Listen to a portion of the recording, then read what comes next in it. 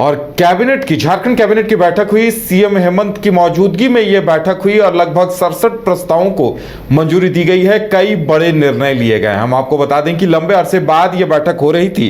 विधानसभा का सत्र चल रहा था और मुख्यमंत्री हेमंत सोरेन भी चूंकि अपने पिता गुरुजी दिशोम सोरेन के अंतिम संस्कार में व्यस्त थे, इस वजह से अब लंबे अरसे बाद कैबिनेट की बैठक हुई है। तो अभ्यर्थियों के लिए एक बड़ी सूचना है और वो सूचना ये है कि जेएसएससी की परीक्षा अब 2 चरणों में ली जाएगी।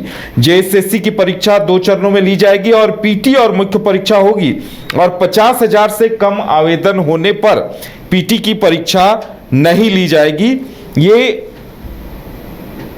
इस आदेश को मंजूरी दी गई है। इसके अलावा जिस मरांग गोम के प्रदेशीय छात्रवृत्ति योजना के तहत जिन 50 छात्रों को विदेश जाने के लिए राज्य सरकार की तरफ से छात्रवृत्ति दी जाती थी, उसका कोटि अब निर्धारित कर दिया गया है। 20 एसटी होंगे, 10 एससी, 6 अल्पसंख्यक और 14 ओबीसी कोटे के छात्र होंगे जिन्हें विदेश जाने का मौका दिया जाएगा। और ज्यादा जानकारी के लिए नीरज हमारे साथ जुड़ गए हैं। नीरज, जेएसएससी की परीक्षा अब 2 चरणों में होगी और जो छात्र जिन्हें विदेश भेजा जाता था उसके लिए भी अब आरक्षण कोटिवार निर्धारित कर दिया गया है और भी कई प्रस्तावों को मंजूरी दी गई है। लेकिन ये जेएसएससी की जो परीक्षा का प्रावधान लाया गया है, लगता है ये और पारदर्शिता लेकर आएगा परीक्षा प्रक्रिया में।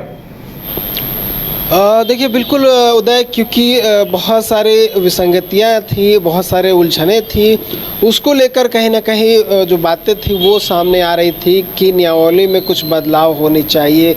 उसके बाद जो है कई तरह के विचार विमर्श किए गए, कई तरह के सुझाव जो है लिए गए होंगे और उसके बाद जो है ये निर्णय लिया गया है कि नियमावली में बदलाव करने की आवश्यकता है और अब नियमावली में बदलाव किया गया है। और इसके तहत आप अगर देखेंगे तो बहुत सारे जो बातें हैं उसका जिक्र किया गया है। हालांकि डिटेल जो क्या कुछ उसमें बदलाव किया गया नियमावली में, ये अभी तक नहीं आया है। कुछ ही बातों का जो है जिक्र किया गया है नियमावली में क्या कुछ रहेगा। हालांकि जब डिटेल में चीज़ें आएंगी तो वो विशेष तरीके से पता चल पाएगा, जिसमें ये जो बताया गया है कि स्नातक स्तर तकनीकी विशिष्ट योग्यता वाले पद, मतलब एक कैटेगराइज किया गया है इसमें। और जो नियमावली 2017 की थी उसमें संशोधन किया गया है और अब हो सकता है कि आने वाले समय में जब ये नई नियुक्ति आए तो इस जो बदले हुए नियमावली है उसके तहत जो नियुक्तियां हैं वो ली जाए। कुछ चीज़ें हैं वो हो सकती है क्योंकि समय समय पर नियमावली बदलती रहती है, जैसा समय रहता है, जैसे सिचुएशंस होती हैं उस हिसाब से नियमावली में बदलाव किया जाता है। तो ये उसको देखते हुए नियमावली में बदलाव किया गया होगा उदय। बिल्कुल नीरज, इसके साथ साथ 2 चिकित्सकों को बर्खास्त भी किया गया है और भी कई अहम प्रस्तावों को मंजूरी दी गई है। देखा जाए तो जनगणना अधिसूचना के पुनः प्रकाशन को भी केंद्र के निर्देशानुसार उस प्रस्ताव को भी पारित किया गया है। बिल्कुल, देखिए बहुत महत्वपूर्ण जो निर्णय है वो कैबिनेट से पारित हुआ है। बहुत सारे ऐसे प्रस्ताव हैं जिस पे मुहर लगी है, उनमें से जो कुछ आपने जिक्र किया वो भी है। उसके अलावा अगर बात करूँ तो बहुत सारे ऐसे बातें हैं जिसमें आपने बीते दिन सुना होगा कि विधानसभा में कई विधायक थे जो कि विस्थापन और पुनर्वास आयोग की गठन की मांग कर रहे थे। ऐसे में आज कैबिनेट से ये प्रस्ताव पारित हो गया है और झारखंड राज्य विस्थापन एवं पुनर्वास आयोग नियमावली बनाने की जो स्वीकृति है वो दे दी गई है। यानी कि जो डिमांड कर रहे थे राज्य के बहुत सारे विधायक, उनकी जो डिमांड थी उसे मान लिया गया है और जो मंत्री थे उन्होंने भी कहा था कि लगभग चीज़ें तैयार हैं, बस कैबिनेट से स्वीकृति चाहिए।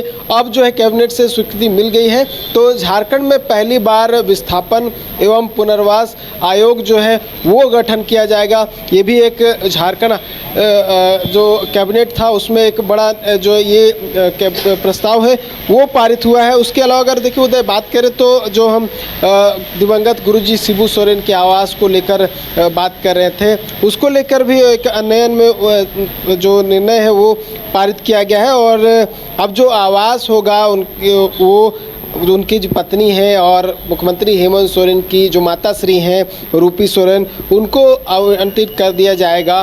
तो ये भी एक मामला जो है वो कैबिनेट से पारित हुआ है। उसके अलावा बहुत सारे ऐसे मामले हैं जो झारखंड कैबिनेट में लाए गए थे और उसकी स्वीकृति मिली है।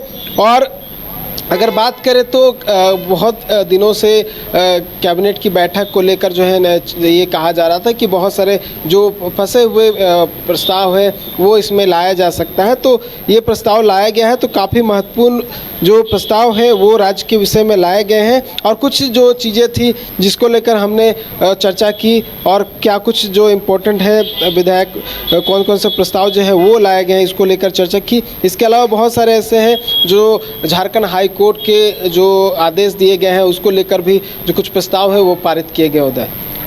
चलिए नीरज, लगता है लंबे अरसे से कई प्रस्ताव लंबित थे जिन्हें कैबिनेट की बैठक का इंतजार था और कैबिनेट की बैठक होते ही उन प्रस्तावों को पारित किया गया है। दर्शकों के लिए बड़ी खबर यह भी है कि मुंबई स्थित झारखंड भवन के लिए 159 करोड़ की स्वीकृति दी गई है।